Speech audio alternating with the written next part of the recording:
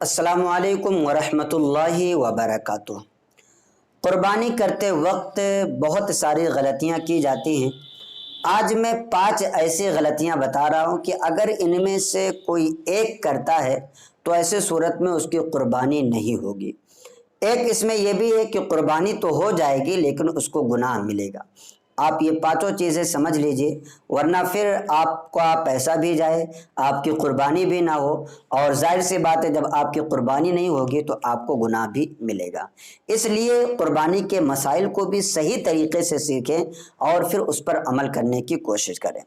सबसे पहली चीज़ ये है कि बड़े जानवर में बहुत सारे लोग हिस्सा लेते हैं, और जैसे एक जानवर है बड़ा, तो नबी करीम सल्लल्लाहु ताला अलैहि वसल्लम ने इरशाद फरमाया कि बड़े जानवर में 7 लोग शरीक हो सकते हैं। अब 1 से लेकर के 7 के बीच में चाहे 2 हो, चाहे 3 हो, चाहे 4 हो, चाहे 5 हो, चाहे 6, 7 लोग तक शरीक हो सकते हैं। 7 लोग से ज़्यादा नहीं, 7 लोग से कम शरीक हो सकते हैं। लेकिन इसमें एक मसला ये है कि सब लोगों का मुसलमान होना ज़रूरी है।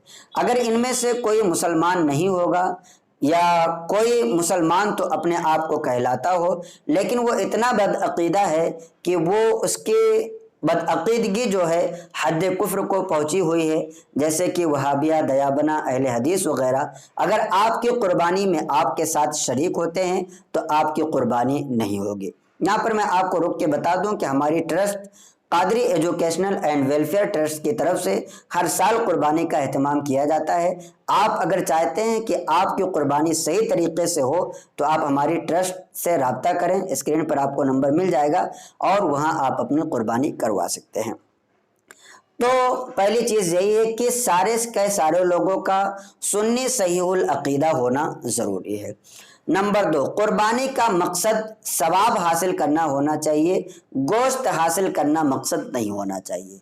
अब जैसे मिसाल के तौर पर 7 लोग शरीक हैं एक जानवर में, अगर उन 7 में से किसी एक का मकसद भी ये हो कि मैं गोश्त हासिल करने के लिए क़ुरबानी कर रहा हूँ, तो ऐसी सूरत में सारे के सारे लोगों की क़ुरबानी नहीं होगी।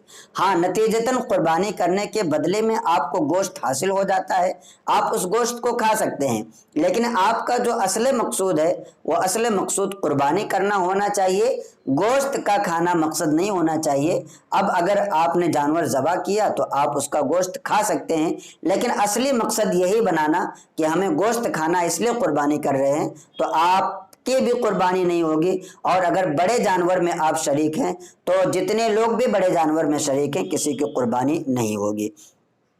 तीसरी चीज़ ये है कि क़ुरबानी के बड़े जानवर के गोश्त को बराबर बराबर तकसीम किया जाए। अगर गोश्त लेना मकसूद है, जैसे कि क़ुरबानी करने वाले अगल बगल के रहने वाले हैं, तो जाहिर सी बात है क़ुरबानी का गोश्त भी वो लेते हैं। तो अब शरीयत ने ये हुक्म दिया है कि क़ुरबानी का गोश्त अगर 7 लोग हैं तो 7 को बराबर बराबर तकसीम किया जाए। किसी को ना 1 किलो कम, ना आधा किलो कम, ना पौना किलो कम, ना 1 बोटी कम, इतना भी नहीं होना चाहिए। अगर किसी को भी थोड़ा भी कम दिया गया तो ऐसे सूरत में गुनहगार होंगे। और जाहिर सी बात है, हाँ, अगर कोई ये भी कह दे, अपनी तरफ से कहे कि नहीं मैं 9 ही किलो ले लेता हूँ और बकिया सारे 10-10 किलो ले लो, तो ऐसा भी नहीं हो सकता है। ये इस हक को माफ़ नहीं कर सकता, इसलिए कि ये शरीयत का हक है और शरीयत के हक को इंसान माफ़ नहीं कर सकता। हाँ, बराबर बराबर लेने के बाद अगर कोई चाहता है, मिसाल के तौर पर कि 8-8 किलो हिस्सा आ रहा था, मैंने 8 किलो अपना हिस्सा ले लिया और उसके बाद 2 किलो निकाल करके मैंने एक आदमी को दे दिया, ये सोचते हुए कि इसके घर में ज़्यादा परिवार हैं और ये लोग खा लेंगे, तो अब ये सही है। लेकिन मैं शुरू ही से ये नहीं कह सकता हूँ कि मेरा क्या नाम है, आप लोग जो है मैं 8 किलो ले लेता हूँ या 6 किलो ले लेता हूँ और उसके बाद जो है आप लोग बांट करके ले लो, ऐसा नहीं हो सकता। आप अपना हिस्सा अलग करवा लीजिए और उसके बाद अगर आप किसी को देना चाहते हैं तो आप दे सकते हैं, इसमें किसी तरह का कोई हर्ज नहीं है। इसी तरीके से चौथी चीज़ ये है कि कम उम्र के जानवर की क़ुरबानी नहीं होगी। कम उम्र के जानवर की क़ुरबानी के क्या मतलब है कि हदीस पाक में बताया गया कि जानवर की जो उम्रें हैं, ऊँट की उम्र 5 साल होनी चाहिए, गाय की उम्र 2 साल कम से कम होनी चाहिए और बकरी की उम्र 1 साल होनी चाहिए।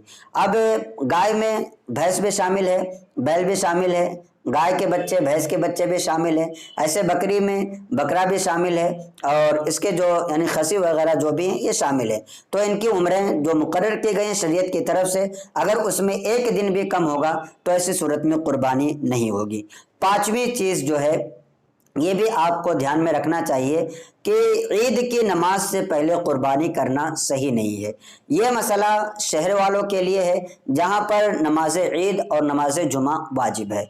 देहातों में ना तो नमाज ईद वाजिब है और ना ही नमाज बकरा ईद, और ना ही ऐसे ईद की नमाज क्या नाम है जुमा की नमाज वाजिब होती है। तो जो गांव और देहात हैं जहाँ पर ईद की नमाज जुमा की नमाज वाजिब नहीं है, वहाँ पर अगर कोई कुर्बानी करना चाहता है ईद की नमाज से पहले, तो वो फजर की नमाज का जब वक्त ख़त्म हो जाए तो फौरी तौर पर वो कुर्बानी कर सकते हैं। लेकिन ये बात याद रखना चाहिए कि ये मसला सिर्फ देहात के लिए है, शहरों के लिए नहीं है। हाँ, शहर में अगर कोई शख्स मौजूद है और वो जल्द कुर्बानी करना चाहता है तो इसके लिए एक मसला भी आप समझ लीजिए। जैसे कि आप शहर में रहते हैं और आपके शहर में कई सारी मस्जिदें हैं, अगर एक मस्जिद में नमाज हो जाती है, अगरचे आपने नमाज ईद अदा नहीं की है, तो अब आप कुर्बानी कर सकते हैं, और उसके बाद जा कर के आप दूसरी मस्जिद में चाहें तो आप जमात में शरीक हो जाएं और नमाज ईद अदा कर लें। ये शहर वालों के लिए, गांव वालों के लिए कि अगरचे वो ईद की नमाज नहीं पढ़े हैं तो ईद की नमाज से पहले भी वो कुर्बानी कर सकते हैं। तो जिन लोगों पर कुर्बानी वाजिब है वो अपनी तरफ से कुर्बानी ज़रूर करें, और अगर कुर्बानी करने की, जानवर लाने की इस्तिताअत हैसियत नहीं है तो कम से कम बड़े जानवर में हिस्सा ले लें। हमारी ट्रस्ट की तरफ से भी कई सालों से कुर्बानी का एहतमाम किया जाता है। अगर आप चाहते हैं कि कुर्बानी के बड़े जानवर में हिस्सा ले तो स्क्रीन पर आपको नंबर दिख रहा होगा, आप इस पर राब्ता करें और आप अपना हिस्सा बुक करा लें। इंशाअल्लाह तबारक व तआला आपके नाम की कुर्बानी करा दी जाएगी। अस्सलामु अलैकुम व रहमतुल्लाहि व बरकातुहू।